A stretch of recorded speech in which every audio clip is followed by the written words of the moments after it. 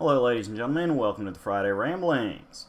We're here, it's Friday, let's ramble. As the title suggests, assuming you bother to read the titles and don't just click on the videos because you're that excited to see me, and I don't blame you, we're going to discuss the Highlander franchise. Highlander franchise is one that has a major cult audience that is stuck with the films, even the really bad ones, and a couple TV series for a few decades now. Fandom is strong, and the movies kind of go back and forth in quality. But the base concept is wonderful.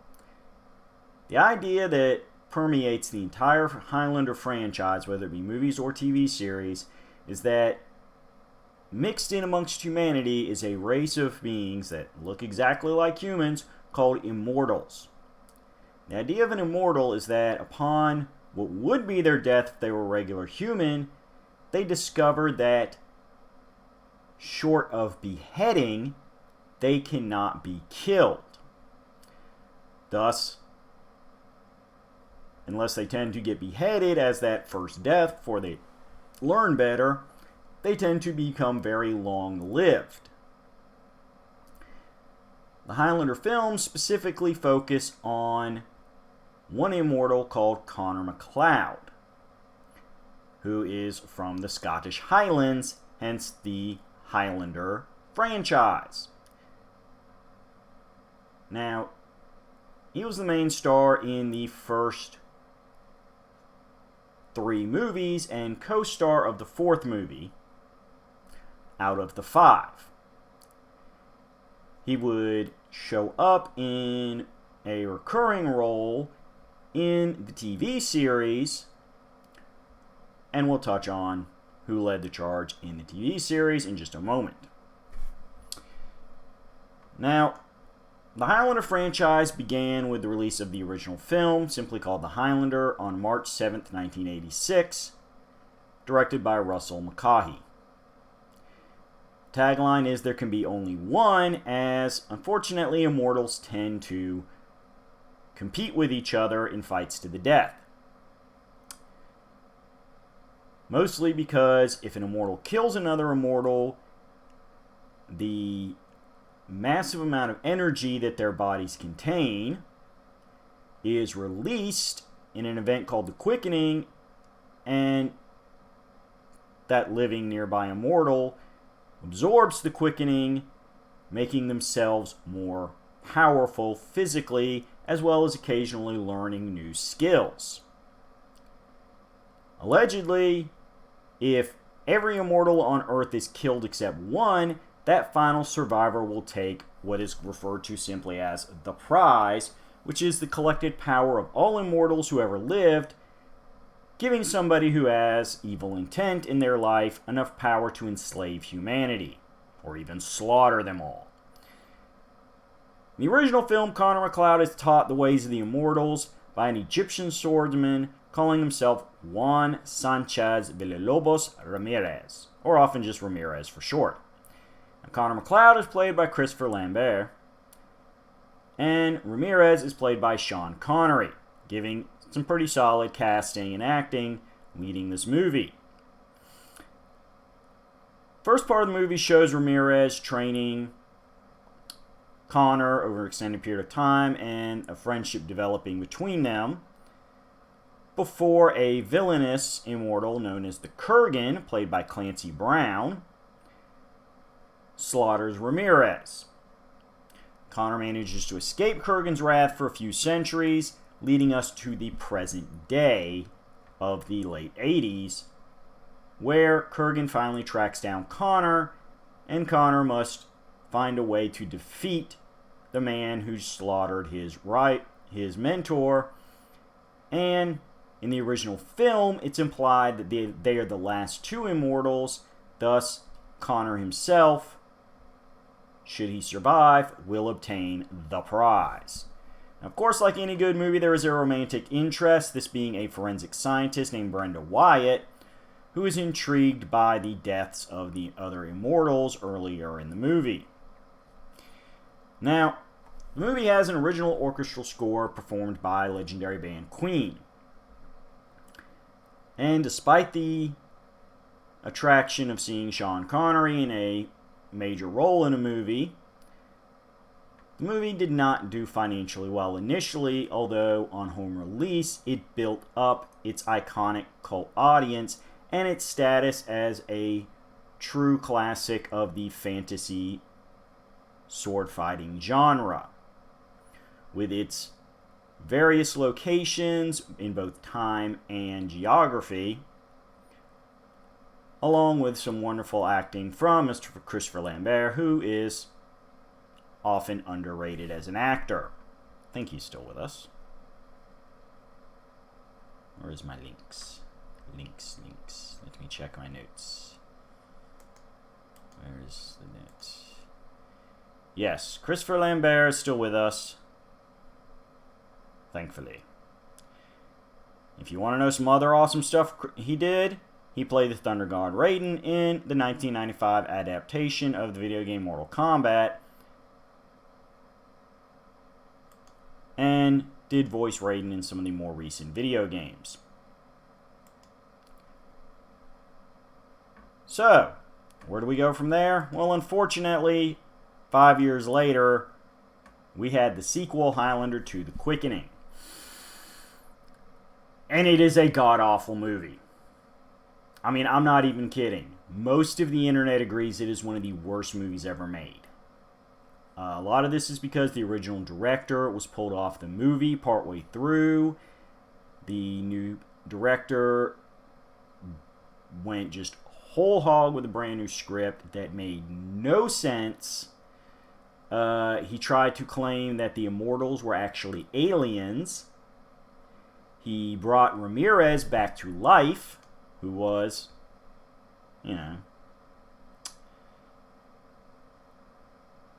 kind of just there, and featured a environmental message wherein the ozone layer has deteriorated and many are being killed by solar radiation. So, in the year 1999, the far-off future, Conor Mccloud supervises a team that creates an energy shield across the planet, protecting the Earth, however, no longer allowing them to see natural sunlight. We then flash forward to 2024, where society is overwhelmed by violence and crime. And Mccloud himself has physically aged into a frail old man now that the games of the Immortals are done.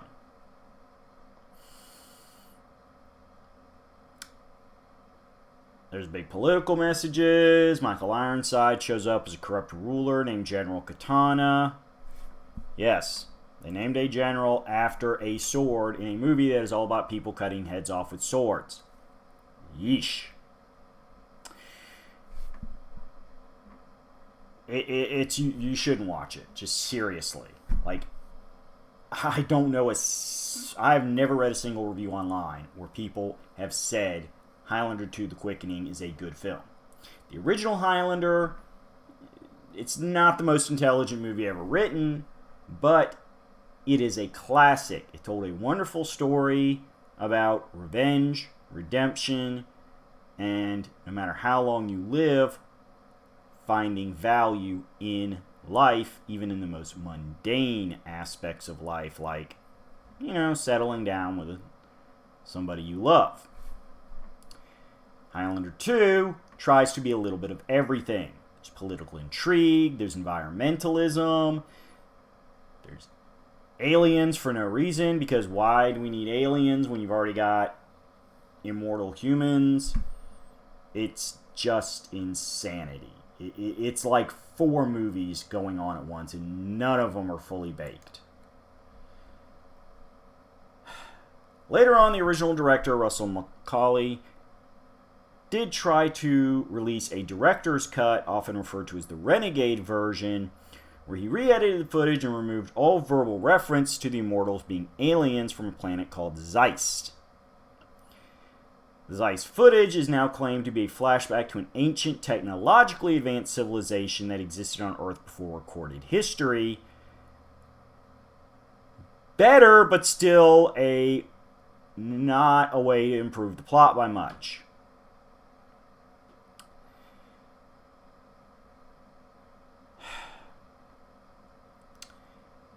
I have seen the Renegade version. It's still a horrible movie.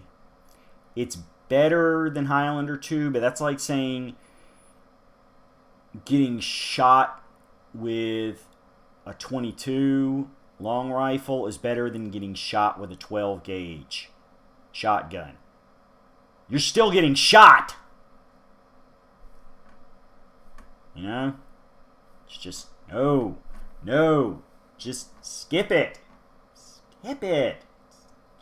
You know, unless you just really want to get around a bunch of your friends and just watch something knowing you're going to be laughing at it and making fun of it the entire time. You know, if you want something to heckle, okay, you can watch Highlander 2 for that. But please try to get the Renegade version. Don't watch the original version.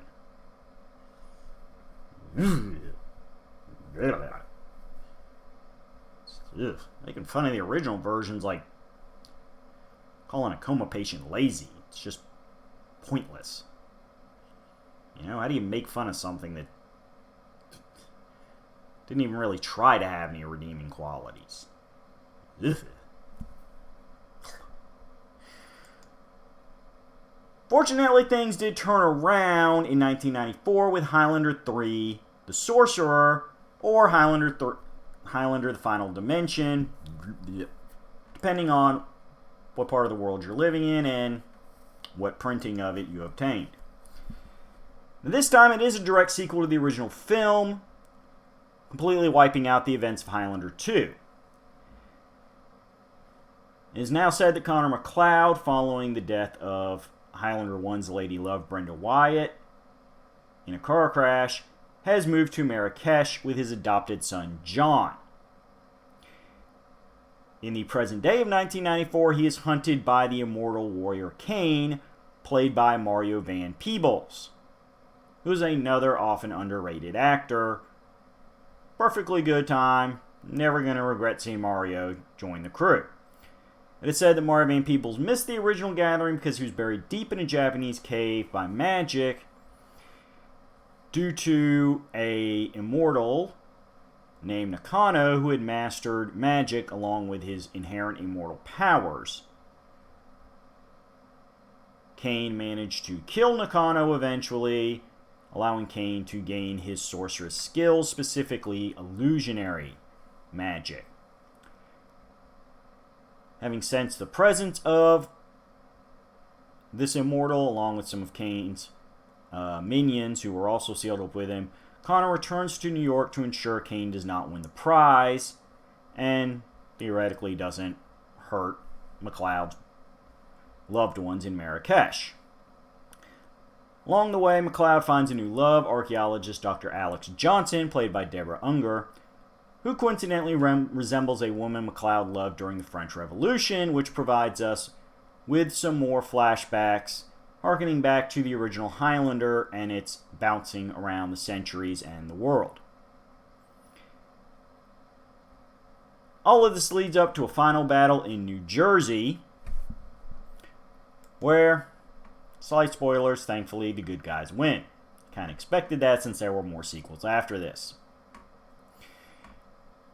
Now, real quick, we're going to jump a little bit because you have to talk about the TV series before we talk about movie 4. So, starting in 1992, before the events of Highlander 3, television spin-off was developed entitled simply Highlander the Series. It ran from 1992 to 1998, retconning the events of the original film by saying that there were a variety of immortals having survived the events of the original Highlander film, stating that the first film was not the gathering, but a lesser gathering, and that Conor had received a lot of power, but not the prize. The main character of the TV series is a descendant, not direct descendant, but the same clan McLeod of Conor's Duncan Mcleod. Now, Duncan Mcleod is played by Adrian Paul, who's a wonderful television actor, and in 1997 founded the Peace Fund charitable organization, so he's a good person as well. Now, in the TV series, Conor locates Duncan shortly after Duncan realizes his status as an immortal, and it is Conor who serves as a mentor to Duncan. This allows him to, as I said earlier, show up in a recurring role throughout the series. The series primarily focuses, however, on Duncan Mcleod and his various conflicts with other immortals, as well as introducing an organization called the Watchers, who are also long-lived, potentially undying beings, whose purpose is to chronicle the history of the immortals without interfering in the gathering, or the Great Game, as it's sometimes called. Thus, they are the Watchers. They watch. One particular one that has become a fan favorite is Mythos. Mythos would later get his own web-based animated series called the Mythos Chronicles. Over its 6-year run, the series had many notable guest stars, including Joan Jett, Richard Mall, Tracy Lord, Sheena Easton, Roddy Piper, Ray Don Chong, Eric McCormick, Sandra Bernhard, and Ron Perlman, along with others. We would also be introduced to the character of Amanda Durow, an immortal who decided to be more of a thief than a warrior, whose popularity led to a spin-off series called Highlander the Raven that only lasted 1 season. Not everything's gonna be an epic. Still, these are all good things. So, with that in mind, we can now discuss Movie 4.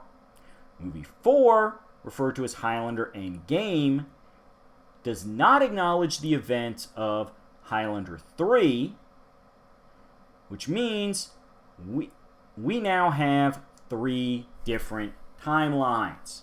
In all of them, the original Highlander film exists. But then you have a timeline of Highlander 2. You have another timeline where it goes from Highlander to Highlander 3. And now we have the most well-recognized timeline, which is Highlander the series, Highlander the Raven, and Highlander End Game. Now, Highlander End Game serves as an epilogue to the series, as Duncan Mcleod finds himself having to step up and save the world from immortal Jacob Kell, who is doing his best to ignore the rules of the game and just plain slaughter every immortal he can, including those who, like Conor Mccloud, attempted retirement and has been spending the past decade in a hidden fortress known as the Sanctuary. Conor's pulled into the fight against Kell, who is determined to be the last immortal now, not caring about the game, the various inherent ethics codes, or any kind of warrior honor. When it's all said and done, the original tagline of the original movie comes into play. There can be only one. But who will stand supreme? Kell, Conor, or Duncan? You're going to have to watch the movie to find out. Now, for my wrestling buddies, and I know you're out there, early in the movie there is a short cameo from WWE wrestler Adam Copeland, known in wrestling as Edge, who filmed this movie while taking a few months off from wrestling and would later use this acting experience to do a fair bit of work on television, including a bit part in recent CW series The Flash, along with a few other shows with a sci-fi lean to them. So, there you go. Get your eagle eye ready, folks. Look for Edge in the End Game. Now, this movie, being more heavily influenced by the Highlander series, which was incredibly well written and scripted, but suffered from the fact that because it was not on one of the classic major four networks, this being, of course, ABC, CBS, NBC, and Fox, did not necessarily have the biggest budget in the world, and thus, sometimes the special effects weren't as special as we kind of hoped they could be. But the writing more than made up for it. The acting of Adrian Paul and the rest of the crew kept us all hooked, and this movie serves as a wonderful end to the Highlander series. But was it the end of the Highlander franchise? No. Seeing as Highlander End Game was received incredibly well by the fan base, and unlike Highlander 2, was not called one of the worst movies ever made, or Highlander 3, which, while a perfectly good movie, suffered from some awkward script moments and really didn't leave anywhere to go with the rest of the franchise. Fan base felt like, well, they had a little bit of sense of closure, they'd be willing to spend a little bit more money potentially on some future involvements. So, Sci-Fi Channel eventually created a television movie known as The Source. Now, this did not come out until 2007, whereas Highlander End Game came out in 2000. This means we had a 7-year gap. This is longer between The Sorcerer and End Game, even though in between The Sorcerer we had the TV series. There's only a 2-year gap between the end of the TV series and End Game, if you want to be nasty about it. And only 5 years between 1 and 2, 3 years between 2 and 3. So this was your longest gap of time without any Highlander content. Unfortunately, nobody on the scripting and staff side was really involved in it. I mean, all you really had was Duncan Mcleod showing up at, still played by Adrian Paul.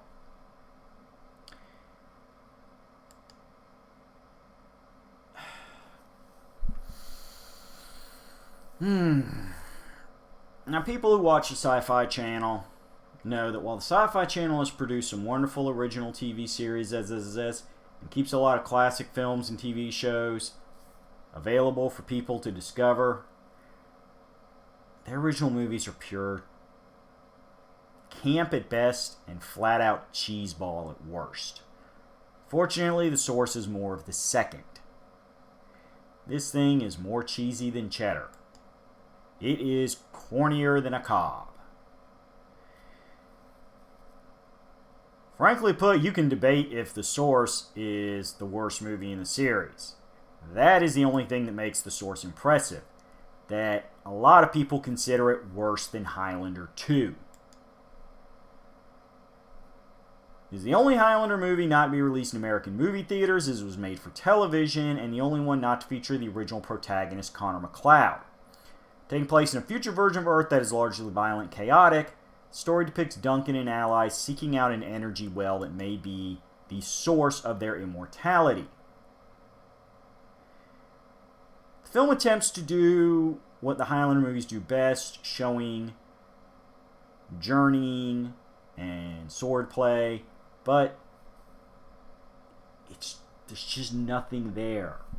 There's no one strong evil immortal to be an antagonist that can carry the movie and really put fear of failure into the hero. The movie feels more like they're trying to deconstruct and rebuild the concept of the Immortals. Never before had the movies talked about there being a wellspring of power that made the Immortals immortals. And setting it in a future point from when the movie was released, again, only Highlander 2 did that. People hate Highlander 2.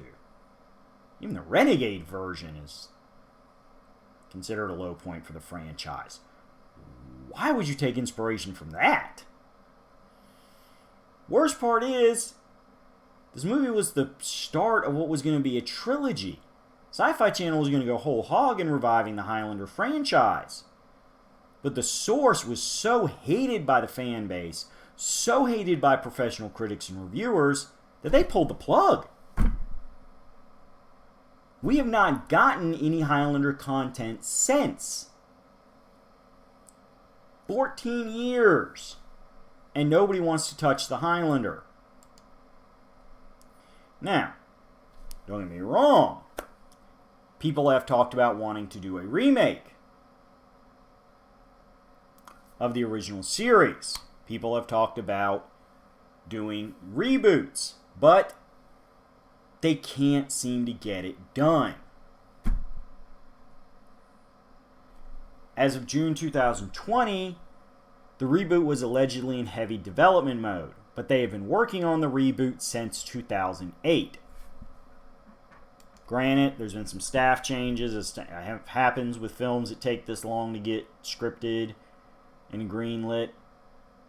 But that's a bad sign when 12 years later you're still developing the script.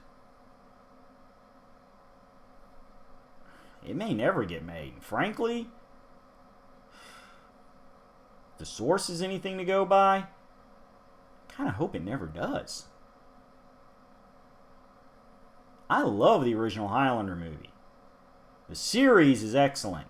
End Game is a wonderful closing chapter. Even The Raven had its good episodes. 3 is a fun romp. But 2 and 5 were embarrassing. They were just horrible movies. Even for a TV movie, The Source is a bad movie. But we should note that that's not everything for the Highlander. If you really want to dig deep and see how influential the series is, in 2007, the same year that Highlander The Source came out, an anime film, Highlander The Search for Vengeance, was released, featuring the immortal Conor Mccloud in the year 2187. The film exists in its own continuity, separate from the live-action films and TV shows, taking place in a post-apocalyptic version of Earth, and implies immortals can use their power to achieve superhuman speed and strength. There was also, in 1994 through 1996, an animated series set in the 27th century, also on a post-apocalyptic Earth, ruled by an immortal named Cortan, and featured yet another clan McLeodsman named Quentin McLeod, who was immortal, or mentored by an immortal, as opposed to immortaled by a mentor, named Don Vicente Marino Ramirez, as a nod to the original film and Sean Connery's role in it. Conor Mccloud does appear in one episode during a flashback scene to the late 20th century, where he dies at Cortan's hands after prophesizing the villain will one day be defeated by Quentin. Unfortunately, with it being an animated series and thus inherently being more attractive to younger age audiences, to curb the violence, the show did create a way for mortals to willingly transfer their quickening energy to another, allowing Quentin to rise in power without killing. Which kind of takes a lot of the fun out of the whole concept. Dude, we're Highlander fans. We want to see heads roll. We want to see That's what it's all about. Surprised it lasted that long with a major plot change like that. Besides that, we have the aforementioned web series, The Mythos Chronicles, following the 5,000-year-old immortal Mythos. That lasted one 8-episode season. There's also a number of Highlander novels, including a novelization of the first film and a line of books based on the television series. Again, only if you're the most hardcore fan should you really worry about seeking those out. Dynamite Entertainment put out a Highlander comic book series. There have been various soundtracks. And when it's all said and done, we had 2 bad video games. First was simply Highlander, which was released for home computers in 1986 and was done as a fighting game style featuring a handful of people from the film, each of whom had to be struck 3 times to be beaten. It was very poorly received and reviewed. 1995 saw the release of Highlander: The Last of the Mcclouds, a video game based on the aforementioned Highlander animated series for the Atari Jaguar CD. Unfortunately, much like the Atari Jaguar CD, was a financial disappointment. The game itself was not even one of the best reviewed and received games on that system. There was attempts to do an MMORPG, however it never made it to public release. So there's really no good Highlander video games. Still, the base mythos of the Highlander franchise is fascinating. The Immortals, the Quickening, the Gatherings, the game, the prize. These are all plot elements that any good writer can use to create some quality content. It touches on some of the greatest tropes of sci-fi and fantasy in a way that is pure potential. Unfortunately, we have 2 movies that demonstrate you don't have an understanding of what you should and shouldn't do with those tropes. Basically just going to produce a lot of crap. I try to be positive here, and I am. Both live-action series are worth seeing, especially the main Highlander series. Movies 1 and 4 are excellent movies that stand in the genre as mightily as any. Highlander 3 is a solid watch. Out of the 3 worth seeing, it is the weakest, but again, when you're comparing a cult classic like the first movie, ranking beneath it is no shame. And even End Game, really that benefits from the fact that being a follow-up to the series, it had a very firm grasp of the characters and where to take them. It kind of cheated. It had a lot more continuity to dig into and be inspired by. So, there you go. You got 3 movies, multi-season TV show, and if you're really still jonesing, a single series spin-off TV show to sink your teeth into. Nothing against the anime film or the animated series in and of themselves, but they are for the hardcore fan base.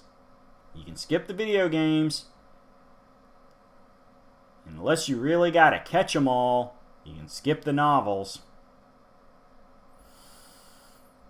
But you should not skip the original movie. Go see it. It is one of the greats of the 80s, even if it took a while to find its audience. Go show some love to Christopher Lambert. He deserves it. And ultimately, show me some love. Subscribe to the channel if you haven't already. Drop a comment. Drop some likes. Tell your friends. Tell your enemies. But most importantly, come back in 7. Because I'll be rambling again. And you never know what I'm going to talk about. Because I cover all aspects of entertainment. I keep it real, And if you gotta watch one video a week, watch the ramblings. If you insist there can be only one, hey, I'm as immortal as the best of them. I ain't going nowhere. Take it easy, be happy, be healthy.